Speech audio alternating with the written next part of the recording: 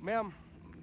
ma'am nungaibiri. Ma'am, ay ngasi so ma'am da ano ba video ama ay ma'am da thagatcherke. Ay ngasi semjadriba blog siko. Khogi hantaki Irang thoidana Russia ga Ukraine ga. Adugi matangda aina sida laibagi aina sida taba pawdo. Adum bai ma'am isam samba khra ay ma'am da share tawjerke. Aduga aina semjadriba blog she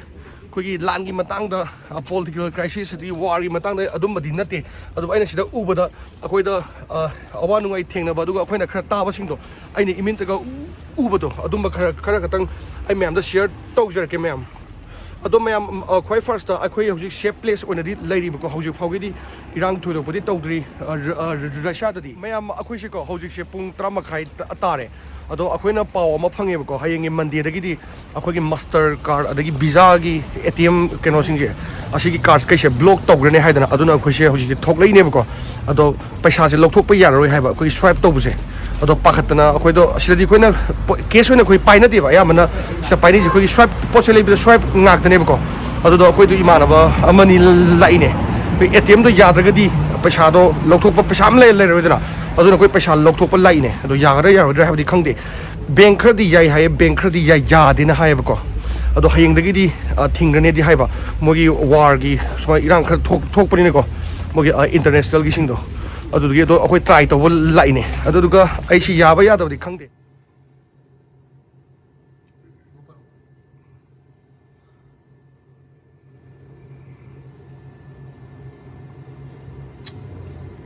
asi yaba yinki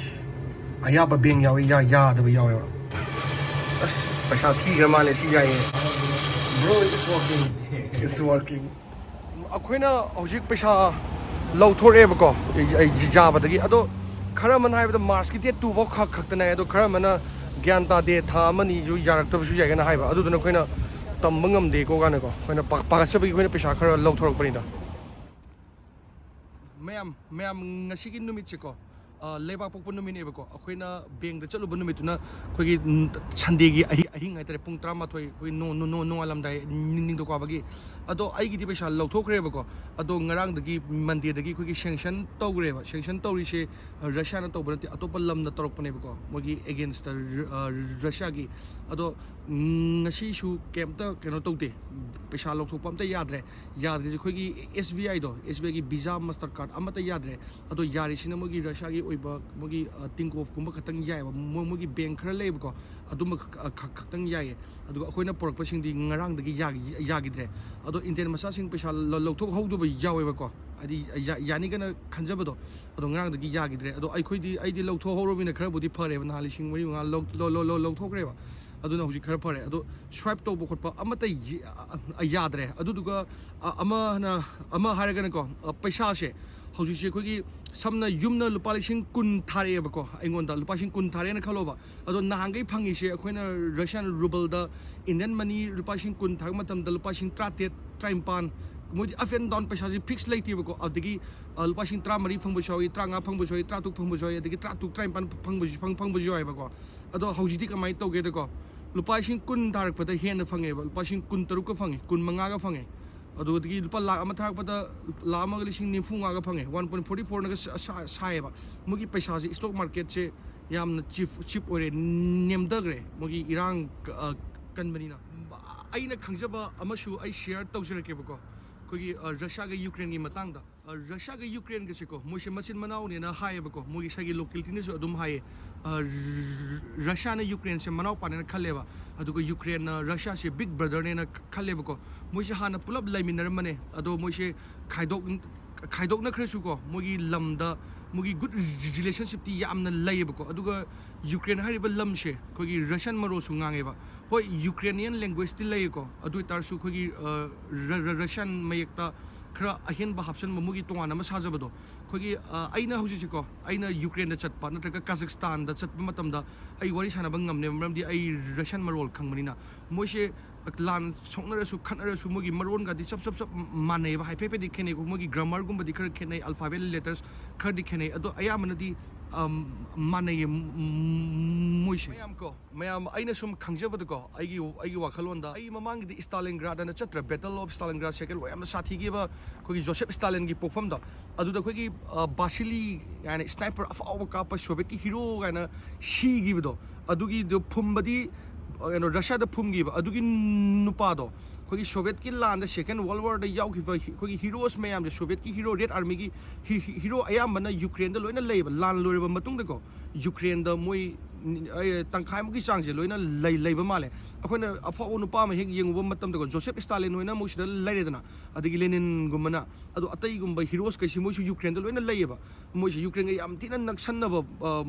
yam tin nusina bana haitare aina khangjaba da aduga mo se ada Ukraine da leiraga su kai gumba siba kan do Vasily sigi do ado keno da Stalingrad di phumme ba amo ene sum yeng matam da su any movie ma mayam na yeng biyo bu ko adu sum Soviet ki afa nupa do gi matang da aduga mo se hauji kai de hingi na traga hauji di sigre ko mo se kamaina leigi ga haibda mo Ukraine da ayam na Kiev kumba adigi sum da loina thokle ba ko ado matam gi matungina hauji janak tabi Irang thokpani ko ado hanagi wari oi tari mo se dum phana nungsina